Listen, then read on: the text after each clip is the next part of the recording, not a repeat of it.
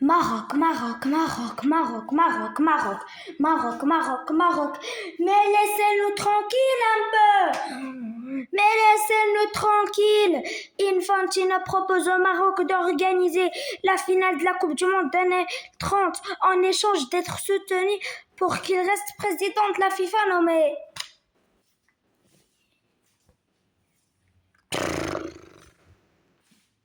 La vidéo commence maintenant. Le flow du jeu, on a le mental du lion. C'est pas une simple victoire, c'est une tradition. Demi-finale 22, on a marqué l'histoire. On est prêt pour combattre, on est prêt pour la gloire. 25, 26, on a tracé la trajectoire. Le monde entier nous regarde, on est prêt à les éteindre. 27, 28 ans, on a un empire à atteindre. On est prêt, on est prêt. Et voilà, j'espère que la nouvelle intro vous a plu. Donc là, on va passer au sérieux. Gianni Infantino propose au Maroc d'organiser la finale de la Coupe du Monde 2030 en échange d'être soutenu pour qu'il reste président de la FIFA. Et si on accepte ça, préparez-vous à une campagne anti-Maroc. Mais vous n'avez jamais vu ça? En 2020, là, à la CAN 2025, on s'est mis à dos l'Afrique. Et là, si on accepte ça, la politique va être énorme. Hein. On va pas se faire à dos que l'Afrique, le monde entier. Mais bon, oui, Infantino, je sais qu'il veut rester, oui. Parce qu'il avait fait un truc pour le business, je sais pas quoi, World Cup, je sais pas quoi là. World Cup Content, je sais pas quoi. Qui peut participer que l'Afrique et les autres continents, l'Europe ne peut pas, je sais pas quoi. En passant. La FIFA, vous voulez un nouveau truc, ça serait bien de faire une compétition. Ça serait bien, bon, c'est pas le sujet, mais pour moi, ça serait bien. Il y a la Coupe du Monde est restée, mais de faire une Coupe du Monde, par exemple, juste avec l'Afrique, l'Amérique du Sud et l'Amérique du Nord, l'Asie, et je me rappelle plus qu'est-ce qui reste. C'est bien parce que depuis un moment, l'Europe,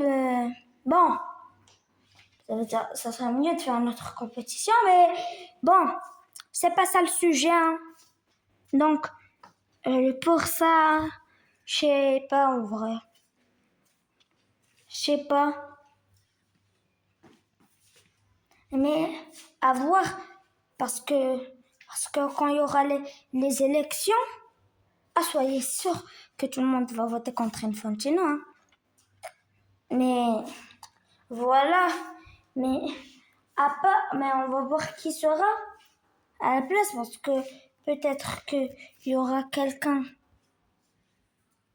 on sait pas, qui peut venir, qui peut faire pire qu'Infantino. Et il va, comment ça s'appelle, il va baisser l'Afrique. Parce qu'Infantino, il peut, s'il le remplace, on peut sous-estimer l'Afrique. Hein. Je sais pas en vrai. Dites-moi en commentaire si vous voulez Infantino. Mais si demain, ils nous disent ouais, le Maroc va organiser la finale de la Coupe du Monde 2030, nanani, nanana. Ils vont dire on est corrompu. On est corrompu, je sais pas quoi, avec Infantino, on est corrompu, on devient l'Argentine, on est corrompu. Attendez. Si ils disent c'est officiel, on va organiser la finale de la Coupe du Monde 2030. Quel corrompu! Mais vous voyez ce stade-là? Alors ce stade, et s'ils nous choisissent, on est corrompu. Non mais le monde est à l'envers. Non mais ce stade qui peut accueillir 115 000 places, même plus, je pense. environ 115 000 places. 115 000! Le plus grand stade du monde. Et vous allez vous plaindre. Et en plus, il y aura même plus de gens qui peuvent assister à la finale. Non mais désolé, non mais la finale au Bernabéu, c'est un stade mythique. Le Bernabéu à quoi je viens de demander à ChatGPT. Le Bernabéu a 83 000 places. 80, allez, faites 115 000 moins 83 000 places. C'est presque environ 25 000 places d'écart. Environ 25 000 places, il y aura plein de gens qui veulent venir assister à une finale. Une finale de Coupe du Monde, c'est pas tous les jours. Donc les gens plus. Et quand tu vois, toujours, il y a plus de place, des gens, ils veulent partir à la finale, mais il reste plus de place malheureusement. Là, il y aura des places. Et Zama, quand la Coupe du Monde était aux États-Unis, personne ne parlait. Hein. Bon.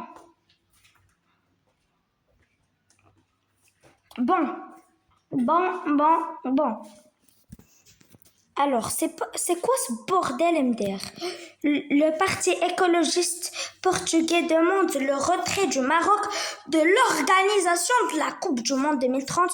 La proposition initiale associait le Portugal, l'Espagne à l'organisation de la Coupe du Monde de football 2030. Pour des raisons valables, l'Ukraine s'est retirée, le Maroc après ça. Cette possibilité est désormais intenable.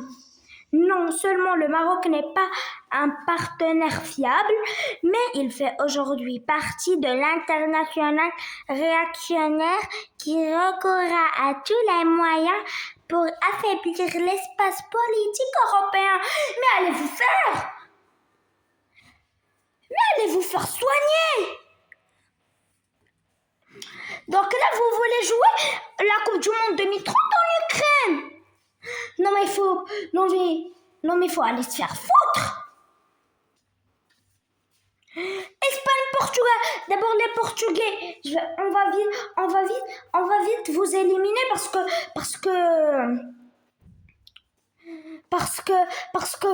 vous avez aucun stade qui parle dans la finale. C'est nous et l'Espagne. Bon, même si le Portugal part, même si on reste même si c'est juste le Maroc et l'Espagne qui organisent la Coupe du Monde, ils peuvent. Et je dis un truc, le Maroc peut plus organiser une Coupe du Monde que le Portugal. Simple, et voilà.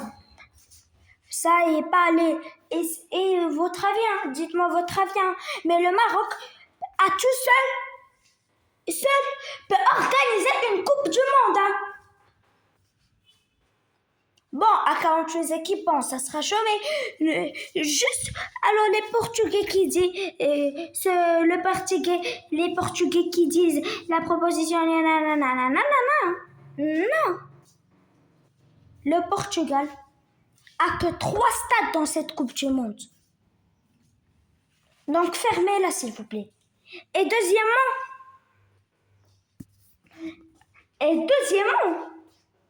ils n'ont aucun stade qui fait débat à la finale. Il n'y a que le Bernabéu et le stade Moulay Hassan II. Le Maroc et l'Espagne. Donc le Portugal, s'il vous plaît, taisez-vous. Et même si le Portugal se retire, ça ne sera pas un problème. Parce que le Maroc et l'Espagne, ça va gérer. Hein. Et je dis ça et je pèse mes mots. Et voilà quelqu'un qui est pas con. Regardez. Sans le Maroc, l'Espagne n'aurait jamais accueilli la Coupe du Monde. Une déclaration de Luis Rubiales, désolé si je ne dis pas bien son nom, ancien président de la Fédération espagnole de football, a médité pour ceux qui continuent encore à minimiser le rôle du Maroc dans l'organisation du Mondial 2030. Oui. En plus, ceux qui veulent que la Coupe du Monde, la proposition initiale d'Ukraine, le Shakhtar Donetsk, le meilleur club d'Ukraine, peut même pas jouer en Ukraine. Parce que vous savez, moi, je parle pas trop de ça, la guerre entre l'Ukraine et la Russie, mais là, ça fait de